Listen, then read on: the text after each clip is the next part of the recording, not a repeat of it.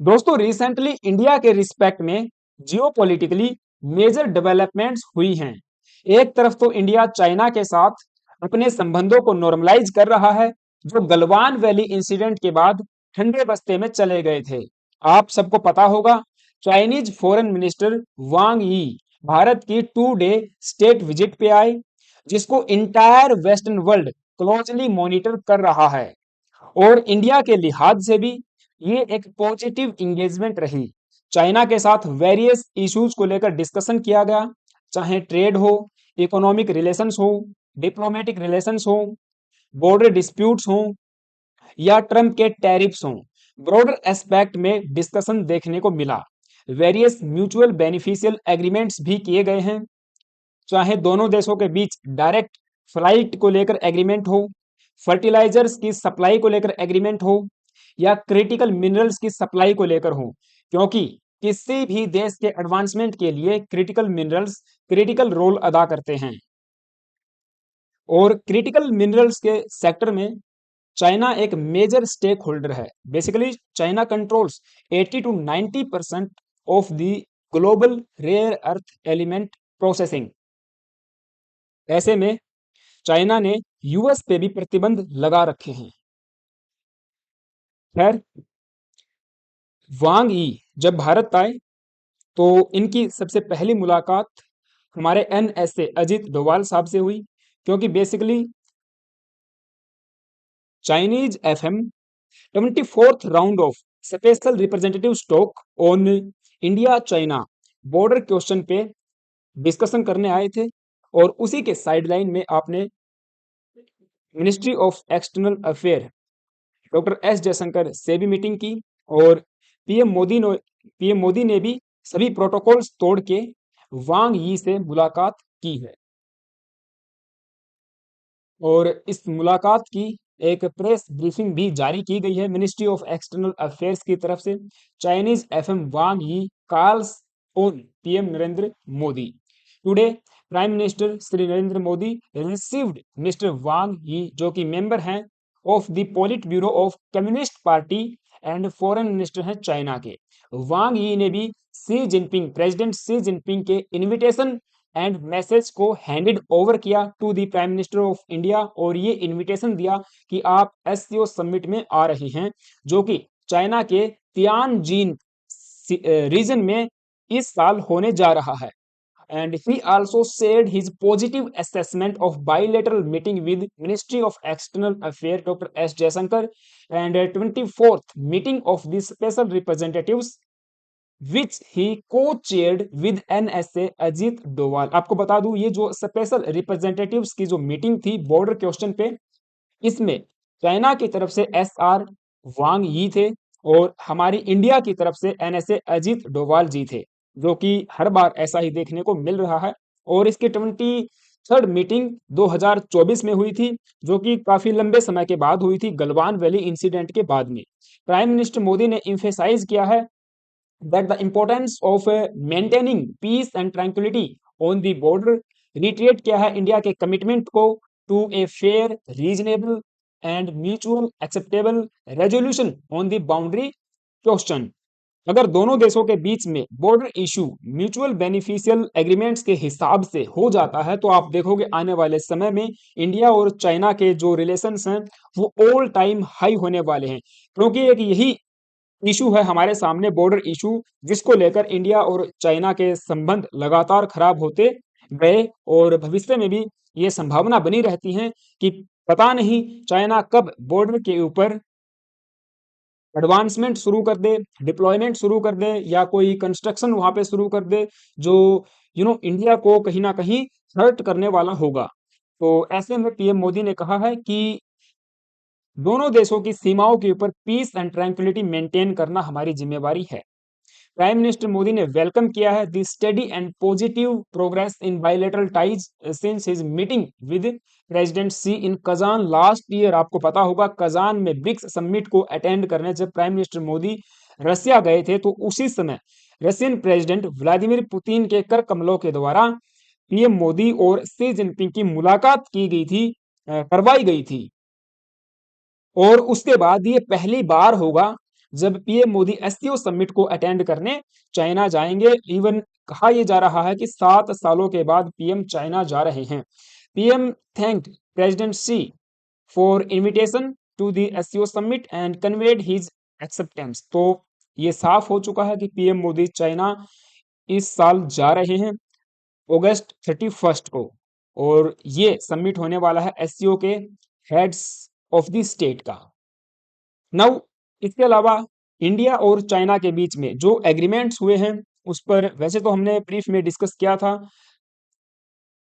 इसके अलावा कुछ और भी इंगेजमेंट्स या डेवलपमेंट्स देखने को मिली हैं। यहाँ पे मिनिस्ट्री ऑफ एक्सटर्नल अफेयर की प्रेस ब्रीफिंग से पता चलता है कि दोनों देशों के एसआर ने D escalation, delimitation, boundary affairs के ऊपर डिस्कशन किया and bilateral, regional and international issues of common interest को भी डिस्कशन में लाया गया।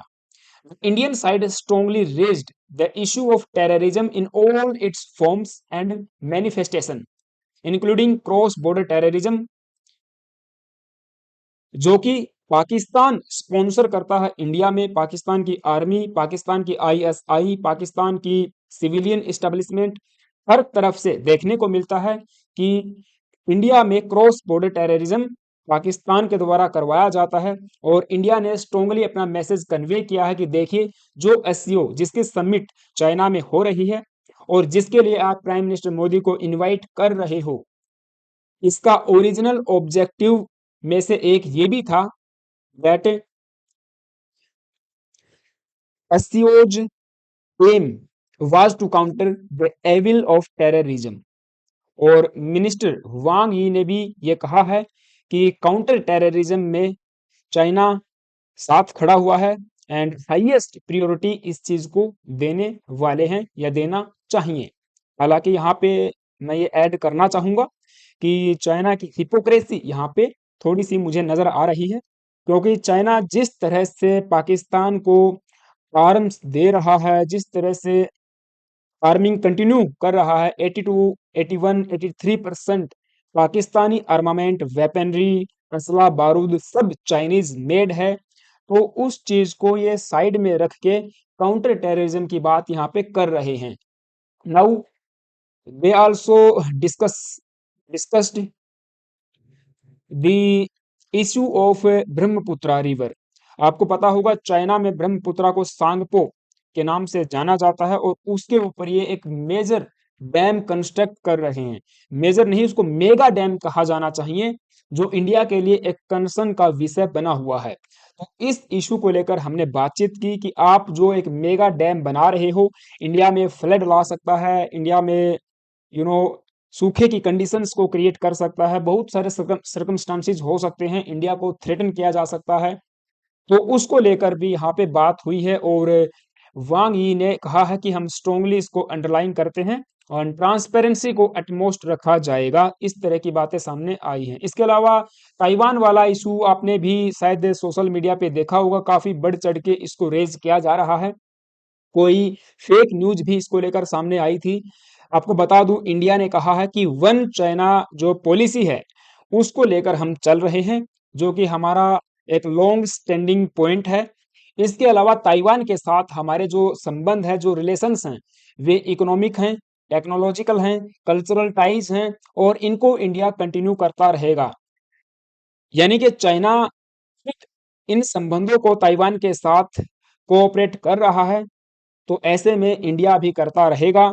और चाइना एक है, ये भारत लंबे समय से मान रहा है, लेकिन ताइवान भी पैरेलली एग्जिस्ट करता है, इस चीज को भी इंडिया कंसीडर करके चलता है। तो कुछ मीडिया रिपोर्ट्स, कुछ चाइनीज ऑफिशियल्स ने ये कहना शुरू कर दिया था कि इंडिया ने ये अब मान ही लिया है कि Taiwan is the part of China. ऐसा कुछ भी सामने नहीं आया है।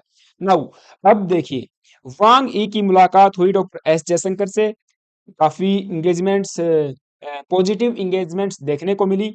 उसके तुरंत बाद हमारे मिनिस्टर ऑफ एक्सटर्नल अफेयर रसिया पहुंच जाते हैं अपने काउंटर पार्ट सर्जेई लेवरोव से मिलने के लिए, और वहां पे एक मीटिंग होने वाली है जिसको को चेयर करेंगे, जिसको IRIGC PEC 26 सेशन कहा जा रहा है। तो इसको को चेयर करने के लिए आप 3 दिन की स्टेट विजिट पे गए हो, ऑफिशियल विजिट इसको भी कहा जा सकता है। और बेसिकली ये क्या है आपको बताऊं, ये 26 सेशन होने वाला है India Russia intergovernmental commission on trade, economic, scientific, technological and cultural cooperation. इस मीटिंग का एम होता है कि दोनों देश अपने long standing and time tested relations को फर्दर स्ट्रेंथन करें। जो प्रिविलेज्ड स्ट्रेटेजिक पार्टनरशिप इंडिया और रसिया के बीच में है उसको और एडवांस करें। तो ये मुख्य इसका एम रहता है। वैसे West Asia, BRICS, SCO, bilateral cooperation, various issues को या सब्जेक्ट्स के ऊपर डिस्कशन जो है किया जाता है। और जब हमारे मिनिस्टर रसिया में गए, काफी इनकी मुलाकात हुई, बातचीत हुई, तो ये सामने आया है कि रशियन ऑफिशियल्स का ये कहना है कि जो टैरिफ्स आज के समय यूएस ने इंडिया पे लगाए हैं ये अनजस्टिफाइड है। It is unjustified, the Russian official said when asked about US sanctions on India over it's purchase of Russian crude oil. हाँ जी हाँ, अब यहाँ पे आपने एक शब्द नोटिस किया होगा, सैंक्शंस। यहाँ पे मीडिया वाले टैरिफ्स की बजाय सैंक्शंस शब्द का इस्तेमाल कर रहे हैं, क्योंकि व्हाइट हाउस ने ऑफिशियली इस वर्ड का इस्तेमाल किया है। व्हाइट हाउस की जो ऑफिशियल स्पोक पर्सन है, स्पोक वीमेन है, उन्होंने कहा है कि हमने इंडिया पे या ट्रंप ने इंडिया पे सैंक्शंस इम्पोज किए हैं। Donald Trump imposed sanctions on India to end war in Ukraine, says White House. और ये आप देख पाओगे जो ऑफिशियल स्पोक पर्सन, सॉरी, ये व्हाइट हाउस की प्रेस सेक्रेटरी हैं कैरोलिन लेविट। इनका कहना है The president has put tremendous public pressure to bring this war to a close. He has taken actions, as you've seen, sanctions on India and other actions as well. तो यहाँ पे इन्होंने कहा है कि सैंक्शंस हमने इंडिया पे लगाए हैं।